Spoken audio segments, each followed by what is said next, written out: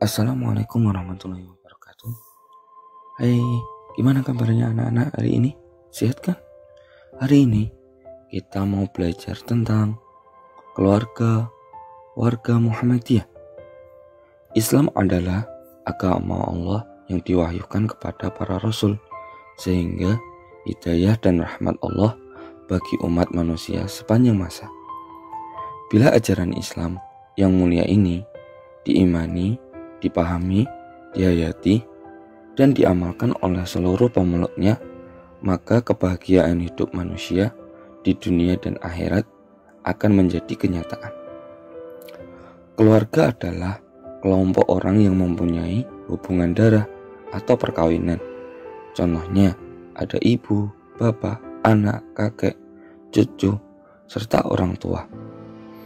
Keluarga adalah bagian dari masyarakat, dan keluarga itulah yang mewarnai masyarakat. Jika keluarga-keluarga sebagai anggota masyarakat itu semua baik, maka masyarakat akan menjadi baik. Begitu juga sebaliknya. Maka keluarga-keluarga Muhammadiyah itu dituntut untuk menjadi orang yang baik, yang berperilaku baik, biar bisa menjadi contoh bagi keluarga-keluarga yang lain. Nah, dalam bab ini, kalian akan diajak mengenal diri sebagai keluarga Muhammadiyah, menjadi bangga sebagai keluarga Muhammadiyah, dan senang mempraktekkan perilaku yang mencerminkan keluarga Muhammadiyah dalam kehidupan sehari-hari. Yang pertama, aktif sholat berjamaah. Di antara aktivitas keluarga Muhammadiyah yang dicita-citakan adalah aktif menjalankan sholat. Melaksanakan sholat dalam kehidupan keluarga menjadi prioritas, terlebih bila dikerjakan dengan berjamaah. Sholat berjamaah adalah sholat yang dikerjakan secara bersama-sama. Sholat berjamaah paling sedikit dikerjakan oleh 2 orang, yaitu ada imam dan ada makmum. Apa keuntungan bila kita mengerjakan sholat berjamaah? Yang pertama, mendapatkan pahala yang berlipat dari Allah Subhanahu wa Ta'ala, yaitu 27 kali lipat dibandingkan dengan sholat sendiri. 2. Mengikuti sunnah Nabi Muhammad SAW. 3. Mendapat menjalin silaturahmi. 4. Memupuk rasa kesetiakawan. 5. Melatih untuk taat kepada pemimpin. 6. Juga melatih untuk mau bekerja sama dan saling menghormati. Yang kedua, membaca Al-Quran. Siapa yang setiap hari selalu membaca Al-Quran?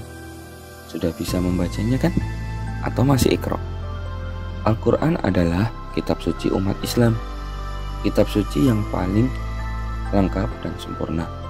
Al-Quran merupakan mukjizat terbesar dari Nabi Muhammad SAW sampai sekarang yang masih ada. Sebagai kitab suci, Al-Quran hendaknya selalu kita baca dan kita amalkan. Membaca Al-Quran merupakan ibadah, maka hendaknya kita membiasakan membaca Al-Quran setiap hari. Selain dapat memperlancar bacaan kita juga akan mendapat pahala dari Allah Subhanahu wa Ta'ala. Rasulullah bersabda, "Bacalah Al-Quran, karena sesungguhnya ia akan datang pada hari kiamat sebagai penolong bagi orang-orang yang gemar membacanya." Agar mendapatkan pahala, perlu diperhatikan adab ketika membaca Al-Quran. Yang pertama, badan dan pakaian harus bersih dan suci. 2. Tempat yang baik dan bersih. 3. Membacanya dengan bacaan yang benar. 4. Mengawali membaca Al-Quran dengan ta'awud.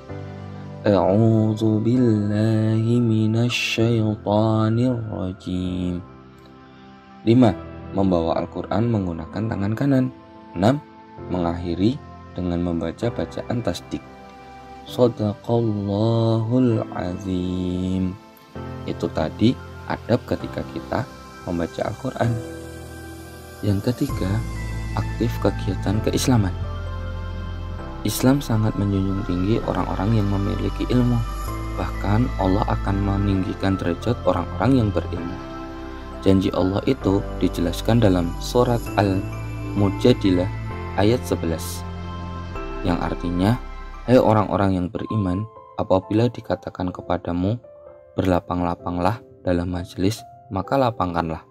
Niscaya Allah akan memberi kepadamu kelapangan. Dan apabila dikatakan berdirilah kamu, maka berdirilah. Niscaya Allah akan meninggikan orang-orang yang beriman di antaramu dan orang-orang yang diberi ilmu pengetahuan beberapa derajat. Dan Allah Maha mengetahui apa yang kamu kerjakan. Berdasarkan ayat di atas, siswa Muhammadiyah harus memiliki semangat yang tinggi dalam menuntut ilmu. Dengan ilmu tersebut diharapkan dapat memperoleh derajat yang lebih tinggi. Tidak kalah pentingnya, ilmu yang kita miliki senantiasa harus memberikan manfaat bagi orang lain. Contoh kegiatan keislaman yang bisa kita lakukan di dalam sekolah Muhammadiyah. Yang pertama, kegiatan sholat duha, sholat duhur, sholat asar, dan Jumat secara rutin. 2. Tadarus Al-Quran. 3. Peringatan Hari Besar Islam. 4. Pesantren Ramadan. 5. Kultum. 6. Bakti sosial. 7. Zakat. 8. Kurban, dan seterusnya. Mungkin itu dulu dari Pak Andar. Besok akan kita sambung lagi karena masih ada beberapa hal ciri Muhammadiyah yang belum kita bahas. Pak Andar mohon maaf atas salah yang pasti ada. Assalamualaikum warahmatullahi wabarakatuh.